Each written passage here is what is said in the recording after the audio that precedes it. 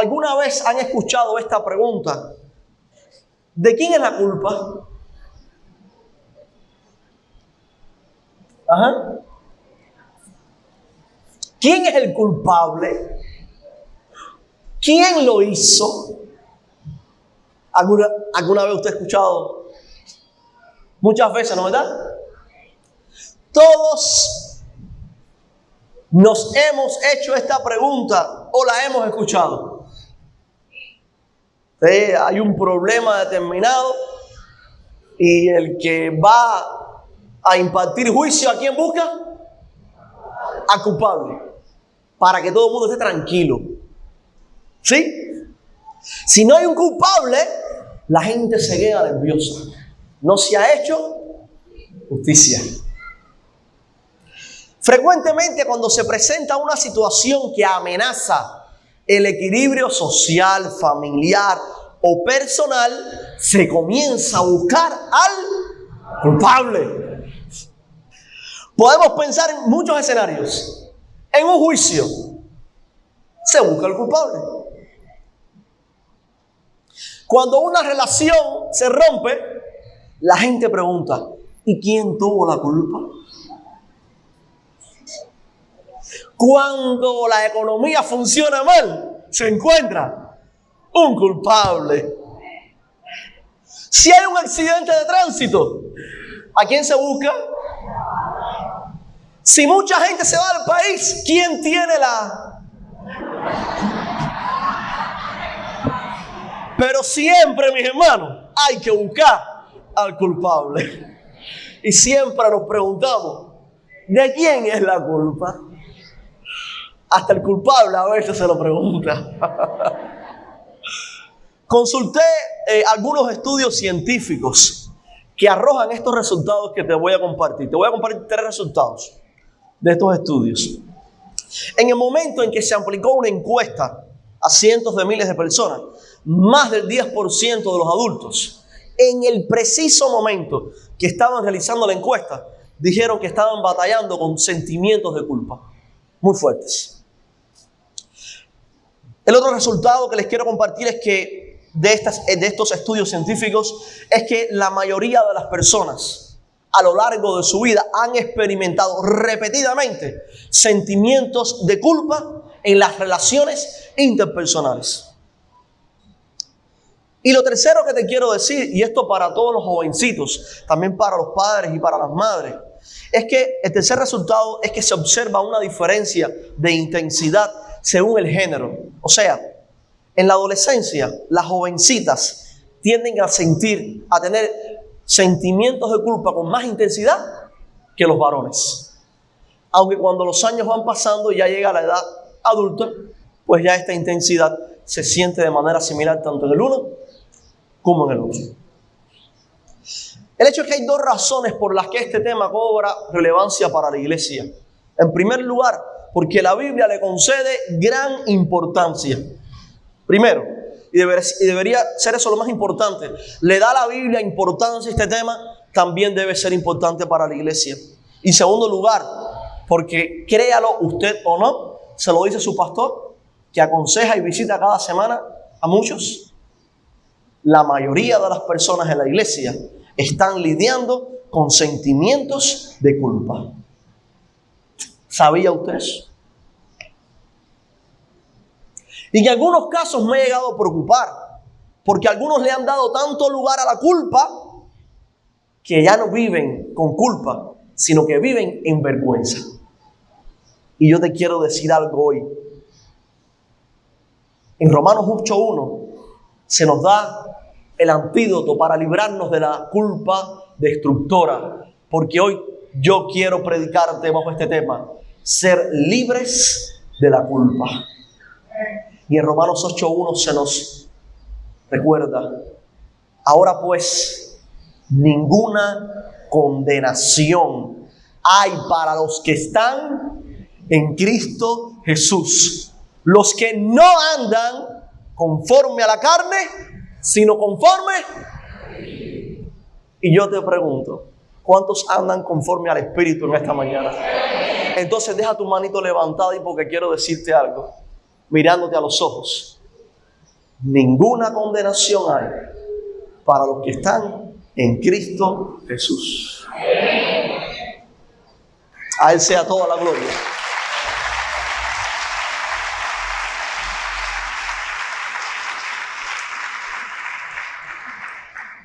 La libertad de la culpa se alcanza en Cristo. Solo Él puede hacerte libre de la culpa. Pero es necesario que te instruya sobre cómo se origina y cómo se lidia con la culpa en la vida práctica. Usaremos un pasaje de la vida de David para explorar 3 momentos de reconocimiento para ser libres de la culpa. Escucha estos 3 momentos, ¿cuáles son? Te los voy a resumir. En primer lugar, el primer momento, la seriedad del pecado. ¿Cuántos saben que el pecado es cosa seria? ¿Lo sabías? El segundo momento, la necesidad del arrepentimiento. Y el tercer momento, la provisión divina para alcanzar la libertad de la culpa que solo la da Jesús. Amén. Vamos entonces a leer el segundo libro de Samuel, capítulo 11. Vamos a leer los versículos del 2 al 5. Esto es una historia relativamente larga, pero yo se las voy a resumir y les voy a dar algunos detalles adicionales. ¿Estamos listos ahí para leer el segundo de Samuel? Capítulo 11, versículos del 2 al 5. Muy bien, leamos entonces. Sucedió un día, al caer la tarde, que se levantó David de su lecho y se paseaba sobre el terrado de la casa real. Y vio desde el terrado a una mujer que se estaba bañando, la cual era muy hermosa. Envió David a preguntar por aquella mujer y le dijeron: esa es Betsabé, hija de Elián, mujer de Urías, Eteo. Y envió David mensajeros y la tomó. Y vino a él y él durmió con ella. Luego ella se purificó de su inmundicia y se volvió a su casa. Y concibió la mujer y envió a hacerlo saber a David, diciendo: David, estoy embarazada. Uno de los grandes problemas de la sociedad es ignorar la seriedad del pecado. Frecuentemente se normalizan situaciones que son dañinas y destructivas, dándole más importancia a los impulsos que a la responsabilidad personal y familiar. Contaban una historia del otro lado del mar, no tiene nada que ver con nuestro contexto, donde una mujer vio y sintió compasión de otra que tenía un niño solita. Y le dijo: estás solita, no tienes dónde vivir, yo te voy a acoger en mi casa. Acogió, abriéndole las puertas de su casa. Y esta mujer, solita con su niñito, terminó acostándose con el esposo de la mujer que le había abierto las puertas de su casa. Y el esposo se terminó acostando con esta pobre e indefensa y vulnerable mujer. Cuando alguien va a recriminar al esposo, el esposo le dice: es que cuando el amor llega, uno no le puede cerrar la puerta. ¿Qué le voy a hacer? ¿Qué le vas a hacer? Eso es lo que la sociedad está enseñando. ¿Qué le vas a hacer cuando el sentimiento llega?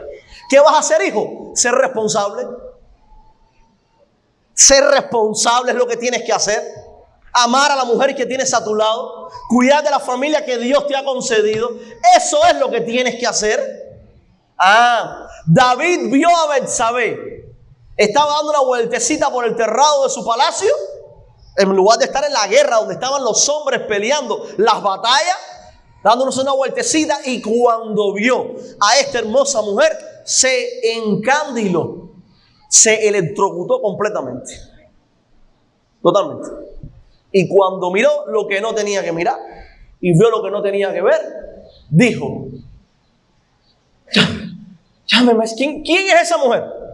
Porque claro, un hombre y una mujer pueden encandilarse y puede decir, Padre, eso no viene de ti, hasta aquí llegó. Cierro mis ojitos y voy para otro lugar.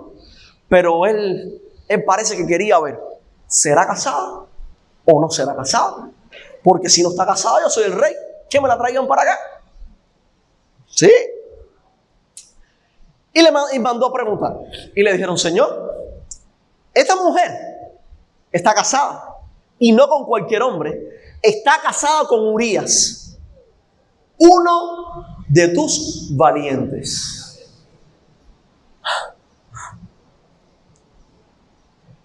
¿Y qué hizo David? Logró vencer la tentación. David dijo, mi valiente está en la batalla, yo estoy aquí tomándome un descanso, tráiganme a Betsabé. Trajeron a Betsabé, se acostó con Betsabé.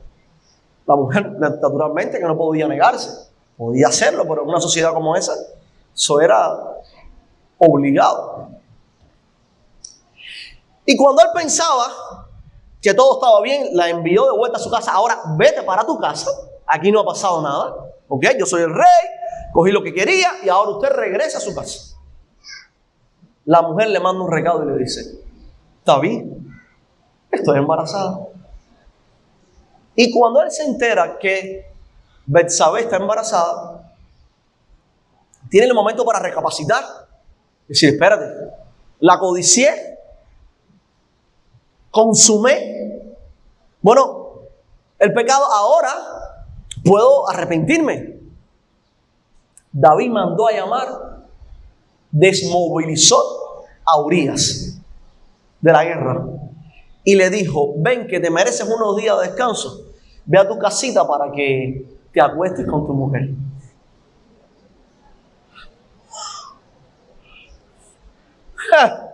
El dulce cantor de Israel.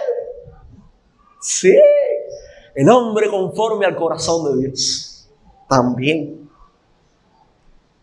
Pero Urías era un hombre recto y se mantuvo en la custodia, preparado por si alguien atacaba, porque Israel estaba en guerra. Y cuando David se enteró, le dijo, pero ¿qué te pasa, Urías? Te desmovilicé para que disfrutaras de los placeres del hogar y ni siquiera eso haces. Y le dijo, Señor, ¿cómo yo voy a disfrutar de los placeres del hogar mientras mis hermanos están muriendo en la guerra? Yo no puedo hacer eso. Usted diría, es el momento. Fue tentado, codició, consumó, ahora engañó, porque ahora dice, mira, Urías, yo hice esto, no merezco ni la vida. No. Dio un cuarto paso. Emborrachó a Urías, lo embriagó para que se fuera a su casa. Pero Urías era tan recto que durmió con la guardia en vez de su casa. Y cuando David vio que no había manera de hacer caer un hombre recto como este, ¿saben qué hizo David? Lo mandó a la guerra, pero hizo más que eso. Le dijo, Urías, ven acá. Tú ves esta cartica que está aquí, este mensaje, por favor, entrégaselo al general de mi parte. Y Urías, claro, señor, por supuesto. Y él entregó la carta en sus manos. Lo que no sabía Urías, que esa carta era su sentencia de muerte.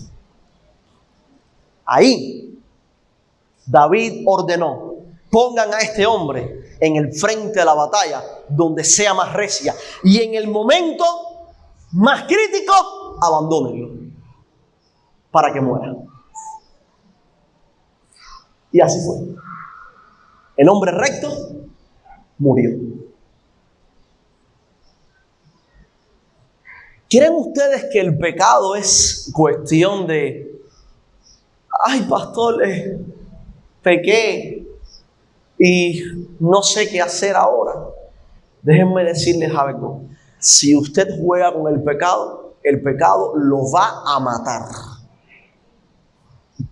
Por eso los que no conocen a Cristo están muertos. ¿Por qué? La palabra de Dios nos enseña dos grandes verdades sobre la seriedad del pecado. En primer lugar, nos separa de Dios. En Isaías 59:2, el profeta tiene que recordarle al pueblo lo siguiente: he aquí, no se ha cortado la mano de Jehová para salvar, ni se ha agravado su oído para oír. No. Ese no es el problema. El problema es este: vuestras iniquidades han hecho división entre vosotros y vuestro Dios, y vuestros pecados han hecho ocultar de vosotros su rostro para no oír. Fuimos creados, ¿saben para qué? Para una relación cercana con Dios, para estar cerquitas del Señor, para agradar a Dios, para honrar a Dios. Y todo aquello que a Dios no le agrada y de lo cual somos partícipes nos separa definitivamente del Señor. Y esa separación produce un dolor desgarrador en el alma. Y ese dolor es el alimento de los sentimientos de culpa. Porque después, cuando uno está metido duro con el pecado, la culpa no te deja. Y parece que el pecado te da un momento de gozo, pero después la culpa te martilla. Hoy, dentro de 5 años, dentro de 10, dentro de 20, cada vez que veas correr alguna de sus consecuencias. En segundo lugar, lo segundo que nos enseña la palabra de Dios sobre la seriedad del pecado: primero, nos separa de Dios. Segundo, es responsabilidad humana. La palabra de Dios nos enseña que el pecado es responsabilidad humana. Mira lo que dice Santiago 1:14-15. Cuando uno es tentado, o cada uno es tentado, cuando de su propia concupiscencia es atraído y seducido. Entonces, la concupiscencia, después que ha concebido, da a luz el pecado. Y el pecado, siendo consumado, da a luz la muerte. Entonces, cuando uno recibe esa tentación, ¿de quién es responsabilidad? ¿De Dios? Dios no tienta a nadie. No es nuestra responsabilidad. Pero fíjense ustedes cómo nos describe. Primero es la atracción, después la concupiscencia, después la consumación. Y cuando hay consumación de pecado, ¿cuál es su consecuencia? La muerte. El pecado no lo podemos atribuir a Dios porque prolifera en las acciones humanas. Claro, al hombre le gusta mucho hacer sus guerras, derramar sangre, acabar, y después dice: chicos, yo no sé por qué tu Dios no interviene. O sea, que el hombre puede pecar todo lo que quiera, pero cuando se le pide responsabilidad sobre sus acciones, dice: no, Dios no intervino. ¡Qué fácil! Entonces ya el hombre no es culpable. Ahora resulta que la culpa es de Dios. Esa es la seriedad del pecado. El pecado transforma las realidades, las distorsiona, y resulta que al final Dios termina recibiendo la culpa. ¿Saben qué es lo más terrible del pecado? Que es una fuerza contaminante y mortal. Está demostrado que el principio más importante de las sociedades de consumo es que haya una publicidad continua que genere en la persona el deseo de consumir. Por eso existe la publicidad, porque mientras más tú publicitas algo, más se va a despertar la necesidad de la persona. de lo que ve, de lo que siente, la manera en que se le presenta. Bueno, el pecado tiene eso también. El pecado también tiene eso, que cuando tú lo consumes, tú dices, oye, mira, esto es una vez y ya. Permítame callarme. Cuando el pecado lo consumes, como si fuera un producto, o lo consumas teológicamente hablando, Él te va a dejar el ganchito. Y te va a decir, ahora te voy a dejar el deseo para que vuelvas a venir. Hasta que yo logre atraparte completamente. Entre más le entregas, más demanda, llevándote ya no a un sentimiento de culpa cualquiera, sino que te llega a ese punto donde la culpa te destruye completamente. Ese, querida iglesia, es el pecado. Y esa es su seriedad. Cuando enfrentamos la culpa, vamos entonces ahora a pasar de la seriedad del pecado a la necesidad del arrepentimiento. Cuando enfrentamos la culpa, las reacciones varían entre las personas. Algunos optan por la soberbia y eligen apagar la voz de Dios y se muestran indiferentes ante la culpa. Tengo culpa, pero voy a apagar eso. No me interesa esa culpa, voy a seguir haciendo lo que deseo. Otros se sumergen en la autocompasión y quedan atrapados en un ciclo de lástima por sí mismo que les impide avanzar y sanar. Son los que dicen, ay, ya yo no puedo levantarme porque la culpa es muy grande, porque yo hice. Y uno le dice, pero ya lo has reconocido, ahora es momento de levantarse y continuar. No, que no puedo porque mira, y tú ves que da un paso y regresa. No, porque es que no puedo olvidar lo que hice, lo que pasó. Entonces, hay quien apaga la voz y hay quien le da tanto lugar que vive en condenación. Sin embargo, existe un tercer camino abierto para todos y es el camino del arrepentimiento, que es el camino de la valentía, de los valientes. ¿Por qué es el camino de los valientes? Porque el soberbio no es valiente. El soberbio, detrás de toda esa actitud que tiene, esconde muchos temores. El que se sume en la autocompasión entrega todas las armas y no quiere hacer nada. Pero el valiente es el que dice, pequé, hice mal, lo reconozco, Señor, ayúdame, que te necesito. Gracias, Señor.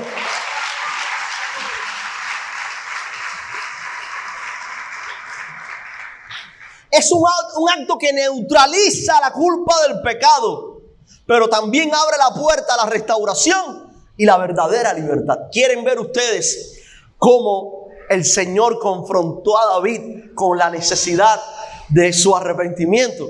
Porque les voy a decir algo, pasó el tiempo y David no se arrepintió. Es una historia seria, dura, conmovedora. Muy bien, vamos a ver cómo Dios se acercó a David. Leamos ahora los versículos del 1 al 7, segundo de Samuel, capítulo 12. Dice así: Jehová envió a Natán a David, y viniendo a él le dijo, le cuento una historia. Miren qué historia más linda. Había dos hombres en una ciudad, el uno rico y el otro pobre. El rico tenía numerosas ovejas y vacas, pero el pobre no tenía más que una sola corderita que él había comprado y criado y que había crecido con él y con sus hijos juntamente, comiendo de su bocado y bebiendo de su vaso y durmiendo en su seno, y la tenía como a una hija.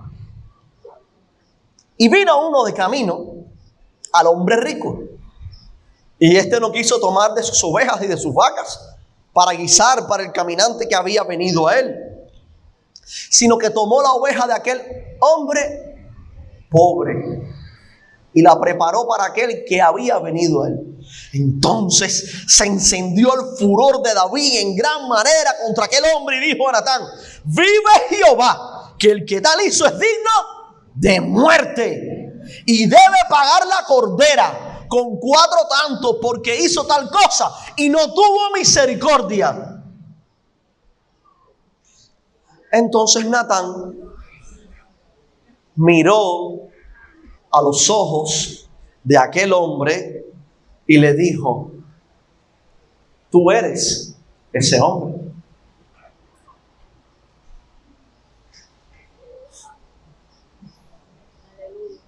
Tú eres ese hombre.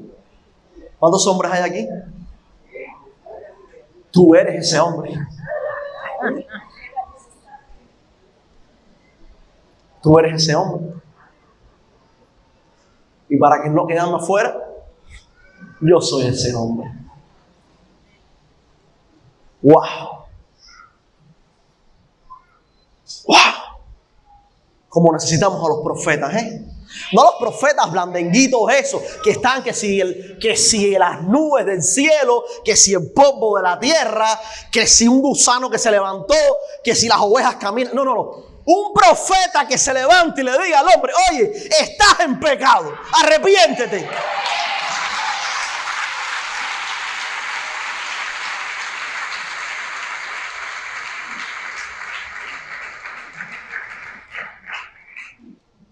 El Señor usó un profeta para descubrir la maldad de David. Pero lo más importante, ¿saben qué fue? Lo que vino después. Vino arrepentimiento. ¿Saben? Si usted lee ese pasaje, usted se va a identificar mucho.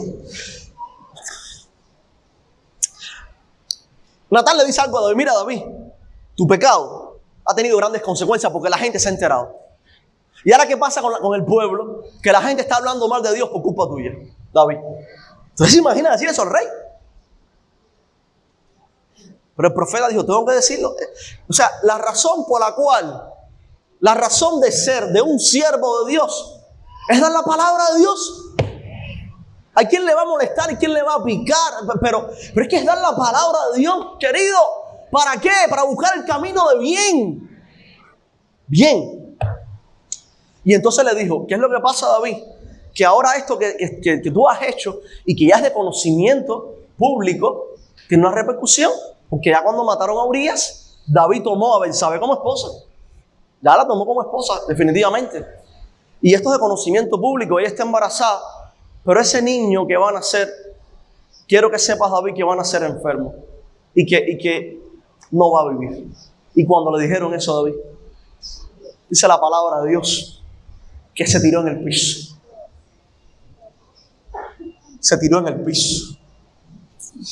Y no paraba de llorar, porque fue ese el momento en el que vino el quebrantamiento.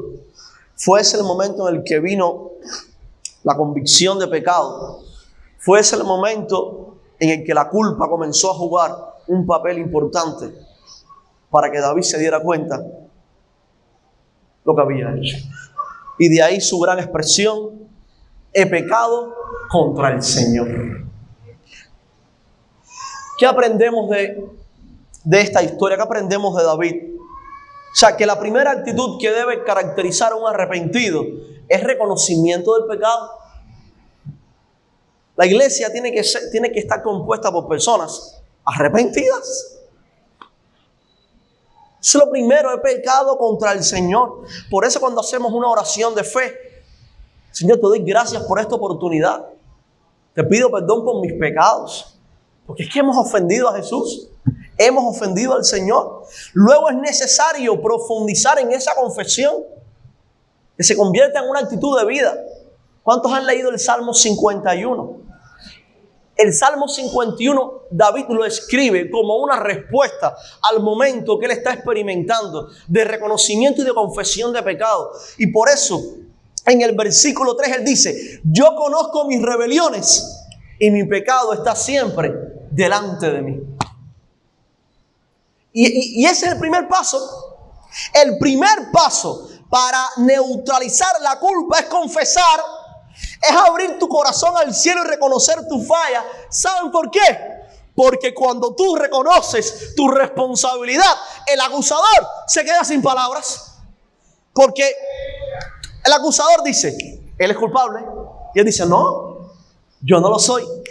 Es culpable. ¿Por qué me acusan? Yo no soy culpable. Es culpable. Pero cuando reconoce su responsabilidad y dice, he pecado contra el Señor, ¿qué hace el acusador?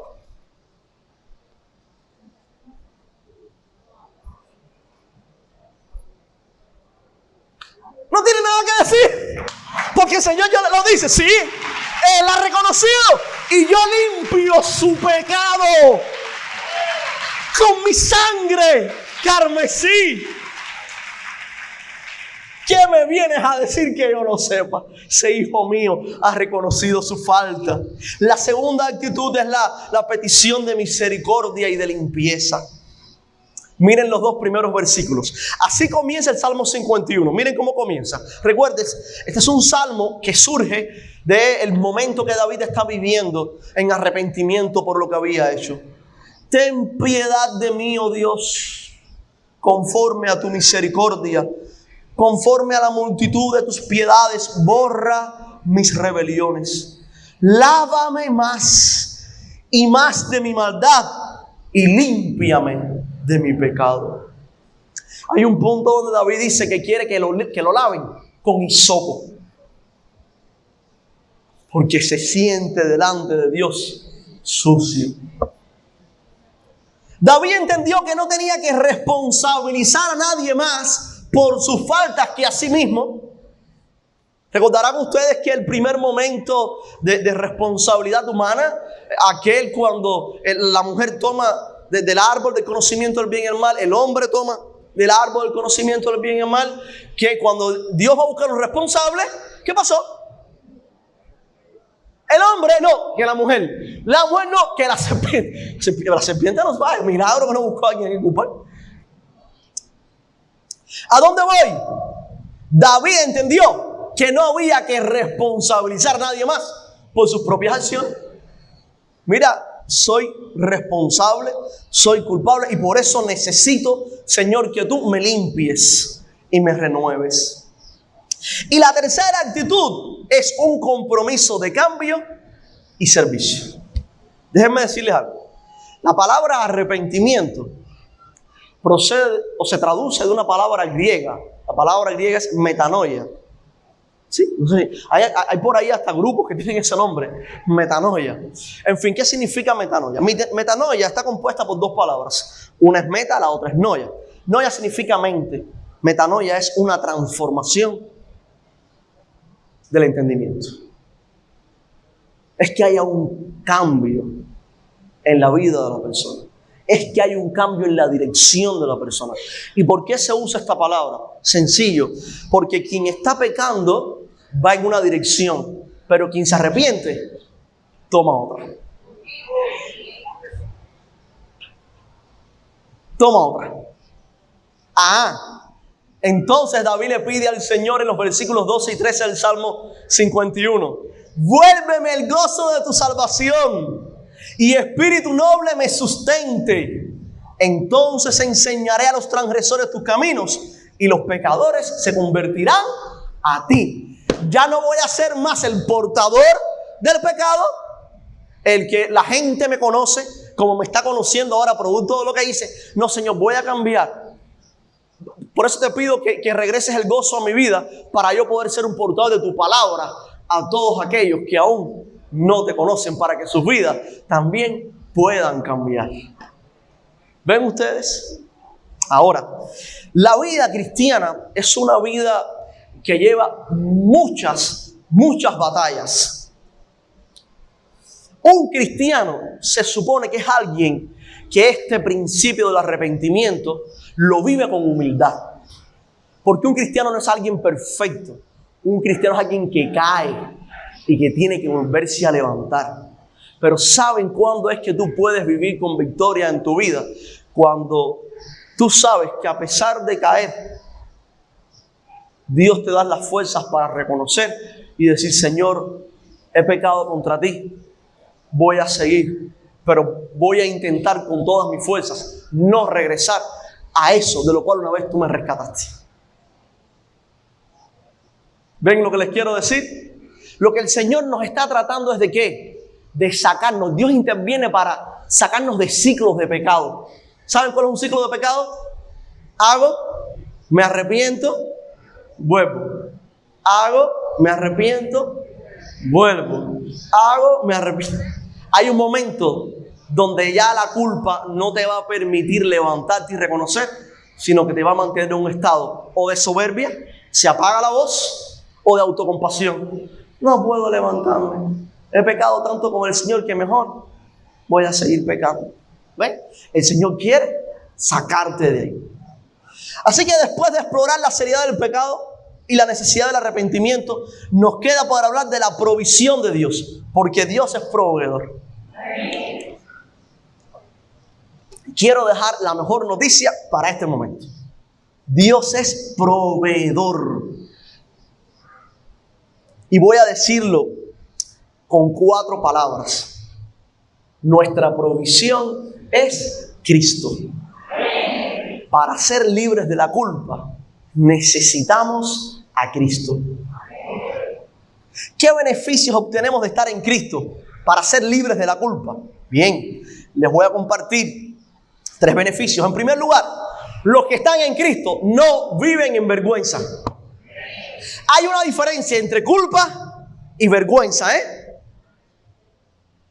La culpa, cuando tú tienes un sentimiento de culpa, puede ayudarte incluso a corregir. Porque si tú has hecho algo mal y hay un sentimiento de culpa, tú dices, espérate, tengo que corregir, tengo que buscar el perdón.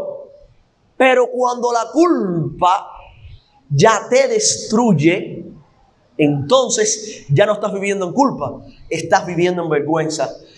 Y el Señor no quiere que tú vivas en vergüenza. El Señor vino para rescatarte y para liberarte de la vergüenza de este mundo, para que seas un hombre, una mujer victoriosa en Cristo Jesús. Por eso Pablo insiste, ninguna condenación hay para los que están en Cristo Jesús.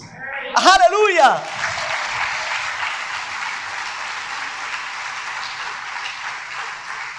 Los que andan no conforme a la carne, sino conforme al Espíritu. ¿Puede alguien que anda en el Espíritu en un momento determinado caer? Puede ser. Puede pasar. Y Dios te va a restaurar, porque el Señor tiene misericordia. Pero el que anda en la carne está cayendo todo el tiempo. Es la gran diferencia. Yo no sé en qué etapa de tu vida te encuentras. Mira, quizás recién comprendiste la seriedad del pecado, porque no todos nos vamos a encontrar en el mismo momento de nuestra vida. Quizás ahora mismo te está llegando la palabra y tú estás diciendo, wow, el pecado es serio.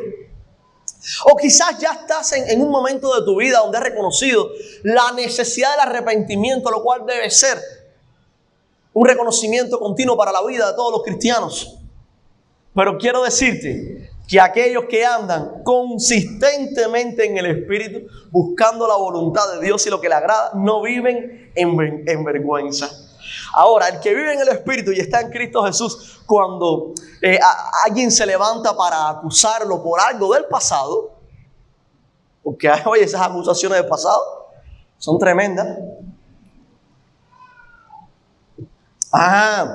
Tú le puedes decir a ese que te acusa, en mi pasado había un viejo hombre, pero en mi presente vivo en Cristo.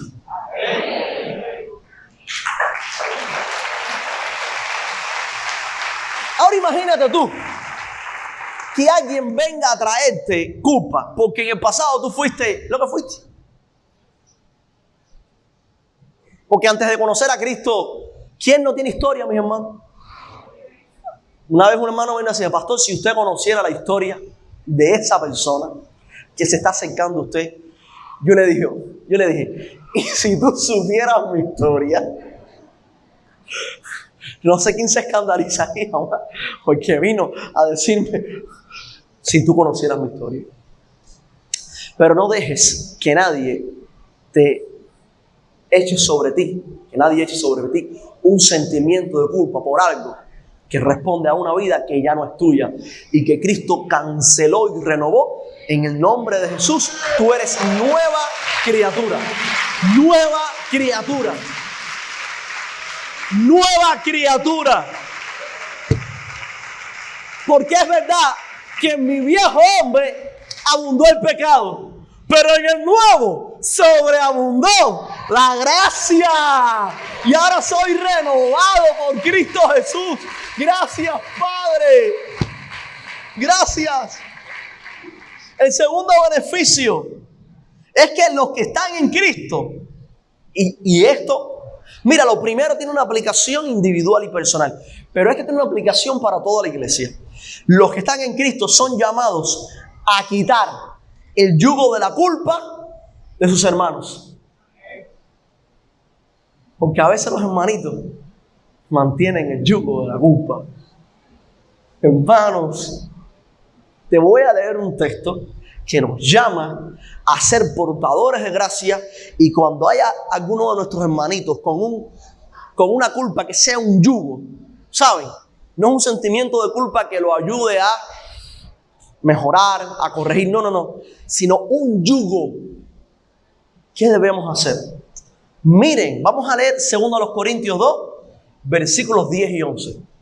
Dice así: y al que vosotros perdonáis, dice Pablo, yo también, porque también yo lo que he perdonado, si algo he perdonado, por vosotros lo he hecho en presencia de Cristo, para que Satanás no gane ventaja alguna sobre nosotros, porque no ignoramos sus maquinaciones.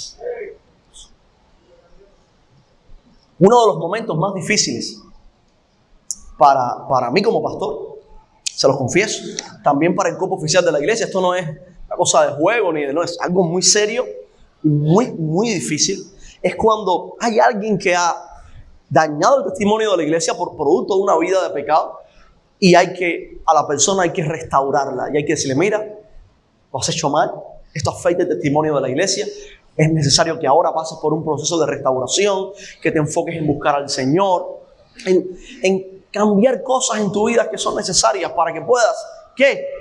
Dar un testimonio público de arrepentimiento. No solamente lo ocurre en tu corazón, sino que también la iglesia y la sociedad, la comunidad, pueda ver que hay una vida arrepentida. Y entonces hay personas que este momento les resulta gravoso, muy gravoso.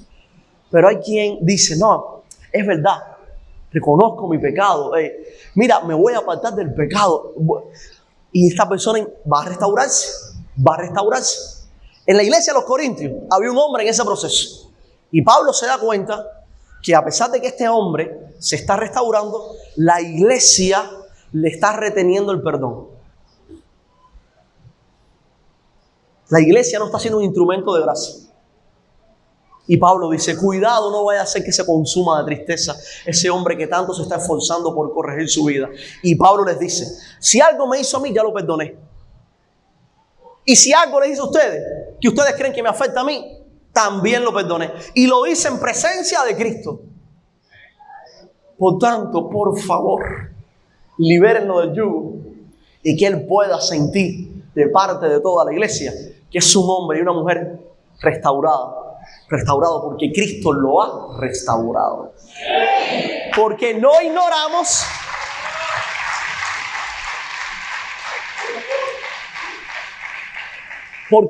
ignoramos las maquinaciones del diablo.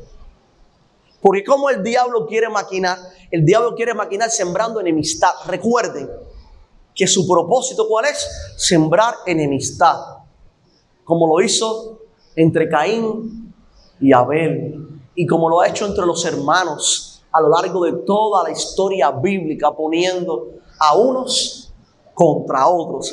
Pero cuando nosotros detectamos que esa es su estrategia, y el hermano cabizbajo, voy otra vez como hablando, y el hermano cabizbajo, el que tenía la culpa, se arrepiente y está restaurado, hay que decirle: mi hermano, levanta la cabeza.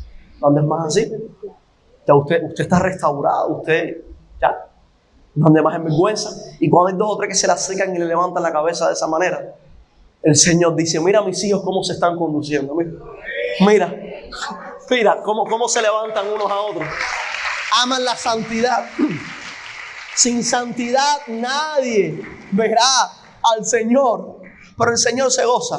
Porque déjame decirte que Dios no vino a morir por santos, ni por enfermos. El Señor vino a morir por pecadores. Por los pecadores. Él vino a morir por nosotros, quien quiera que sea. Gracias, Padre. Gracias, Señor. Y el último beneficio que te quiero compartir, y le pido al grupo de alabanza que vaya pasando, es este. Si amas al Señor, ¿cuántos aman al Señor? Y vives para Él, quiero decirte algo sumamente importante. Lo he dejado para el final con todo propósito. Si amas al Señor y vives para Él, no pienses que las consecuencias del pasado, que las consecuencias de los errores del pasado o de los pecados del pasado son un castigo o una cuenta pendiente de Dios contigo. ¿Estás escuchando?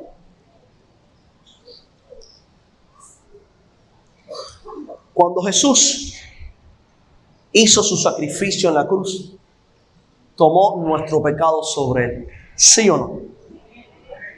Neutralizó el poder del pecado para darnos libertad.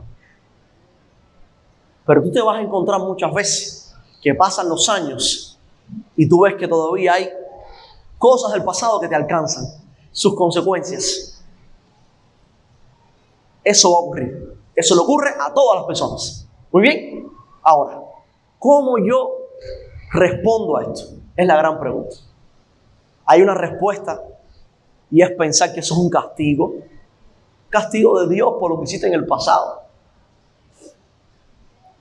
A veces no es lo que tú piensas. A veces es lo que alguien te dice. Eso es por lo que tú hiciste. Sí. Pastor sabe lo que está diciendo.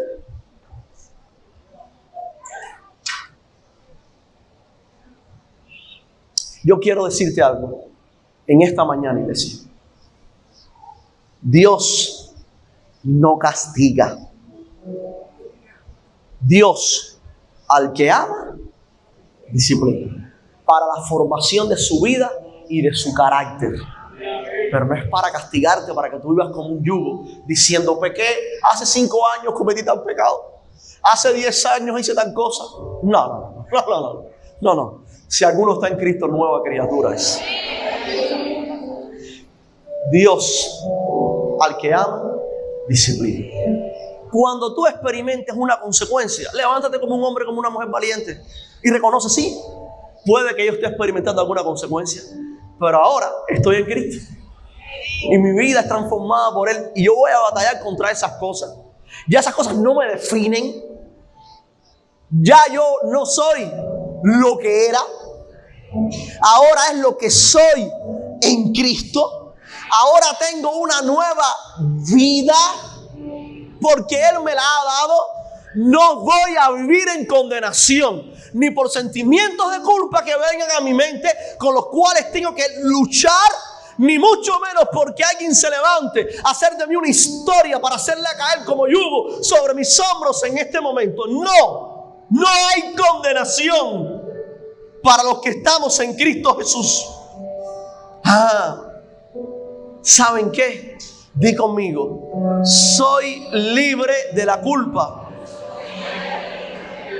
Dilo otra vez: soy libre de la culpa. Porque soy hijo de Dios.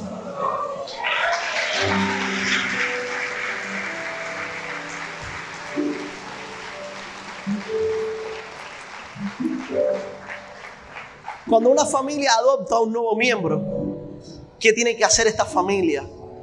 Decirle: tú no perdiste a tus familiares por culpa tuya. Aquí ahora hay una nueva familia para ti. No dejes que la culpa te condene. No dejes que la culpa sea un yugo para ti. Eso es lo que hace el Señor con nosotros. El Señor nos trae libertad. Quita de nosotros todo yugo. Mis hermanos, los yugos son pesados. El yugo de la culpa es pesado. Es pesado. Y tenemos que predicar este evangelio a toda criatura para que los hombres conozcan al Cristo de la gloria. Aquel que trae libertad en medio del dolor, en medio de la aflicción. Quiero concluir leyendo Romanos 8, 14 al 17, para que todos podamos tener, y te voy a pedir que te pongas en pie, una comprensión total de lo que significa ser libres de la culpa. Dice así: porque todos los que son guiados por el Espíritu de Dios, estos son hijos.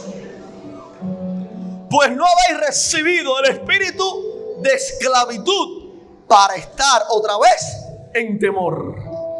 No, sino que habéis recibido el espíritu de adopción, por el cual clamamos. El Espíritu mismo da testimonio a nuestro espíritu de que somos hijos de Dios.